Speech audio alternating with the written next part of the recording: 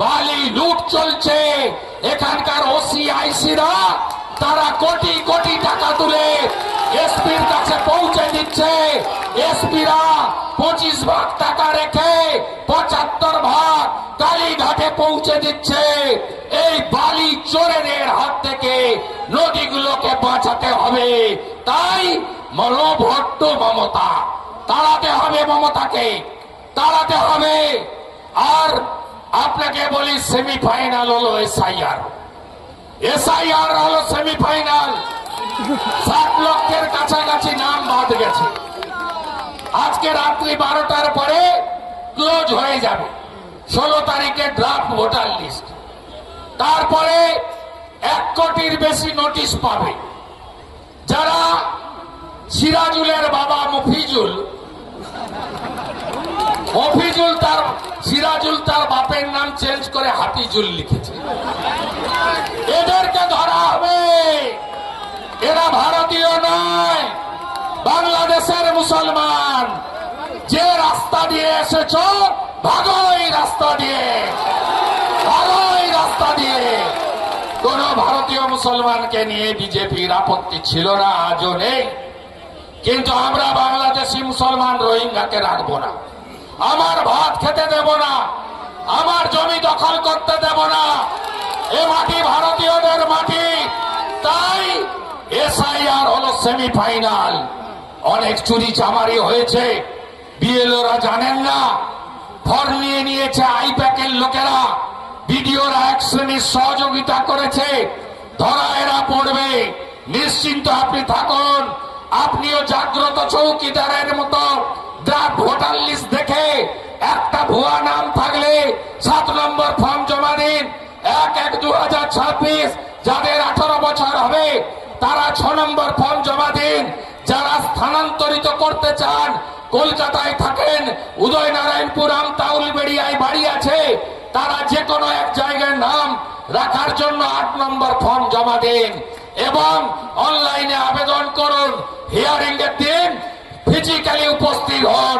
চুরি আমরা করতে দেব না, দেব না, দেব না, দেব না, দেব না। আপনারাই জাগ্রত সৈনিকের ভূমিকা গ্রহণ করুন।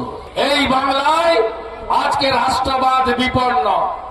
যে পশ্চিমবঙ্গ চলে গেছে, হায়দ্রাবাদের এমপি ওয়াইসি বলছে পার্লামেন্টে দাঁড়িয়ে বন্দে মাতরম গাওয়া বাধ্যতামূলক হতে পারে না। আজকে এই জায়গায় পশ্চিমবঙ্গকে বাঁচাতে হবে।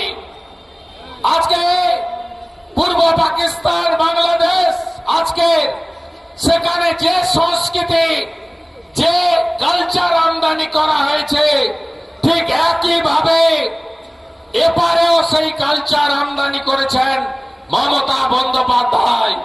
তাই বিপন্ন রাষ্ট্রবাদ, বিপন্ন ভৌতবাদ, বিপন্ন দেশাত্মবোধ, তাকে জাগ্রত করতে গেলে পরিবর্তন আনতে হবে। পরিবর্তন আনতে হবে বিকাশবাদকে প্রতিষ্ঠিত করার জন্য। এক একটা রাজ্যে তাকিয়ে দেখুন কিভাবে উন্নয়নের অশ্বমেধের রথ নরেন্দ্র মোদীজির আশীর্বাদে ডবল ইঞ্জিন সরকার সেখানে কি করছে। এই আমতা, উলবেড়িয়া, উদয়নারায়ণপুর, বাগনান, শ্যামপুরে এমন কোন গ্রাম নেই যেই গ্রামে যুবকরা বাড়ি ছেড়ে তারা আজকে অন্য রাজ্যে চলে গেছে পেটের রুটি রুজির জন্য, ক্ষুধার জন্য, গ্রাসাচ্ছ ধানের জন্য। আজকে এর জন্য দায়ী কে?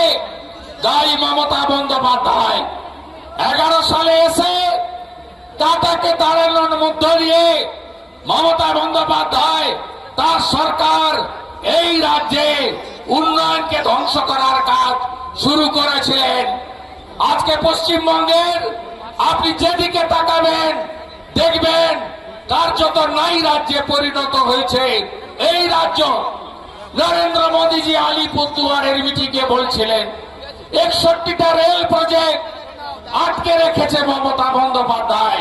জমি দেবে না, খানাকুলে রেল আসবে না, আমতাতে রেল আসবে না, দমকল রানীনগর জলঙ্গিতে রেল যাবে না, ঘাটালে দাসপুরে রেল আসবে না, ময়নাতে পিংলাতে রেল আসবে না, তিনি জমি দেবেন না। 91,000 কোটি টাকা নরেন্দ্র মোদীজি দিতে চান, মমতা ব্যানার্জি জমি দেবেন না। কলাইকুণ্ডা এয়ারপোর্ট 37 একর জমি চান ভারত সরকার, মমতা ব্যানার্জি জমি দেবেন না, এয়ারপোর্ট হবে না। হাসিমারা আর্মি এয়ারপোর্ট, তাকে ডোমেস্টিক কমার্শিয়াল এয়ারপোর্ট চালু করতে চায় ভারত সরকার, মাত্র 25 একর জমি চেয়েছে, মমতা ব্যানার্জি দেবেন না। বাগডোগরা এয়ারপোর্টকে বাড়াতে চায় ভারত সরকার, মমতা ব্যানার্জি জমি দেবেন না। কলকাতা এয়ারপোর্ট আরো একটি এয়ারপোর্ট ভাঙড় বা কল্যাণীতে করতে চায় মোদীজির সরকার, মমতা ব্যানার্জি করতে দেবেন না। মমতা বন্দ্যোপাধ্যায় গত 14 বছর 14.5 বছরে মোট কারখানা তাড়িয়েছে, টাটার কারখানা সহ 6,888।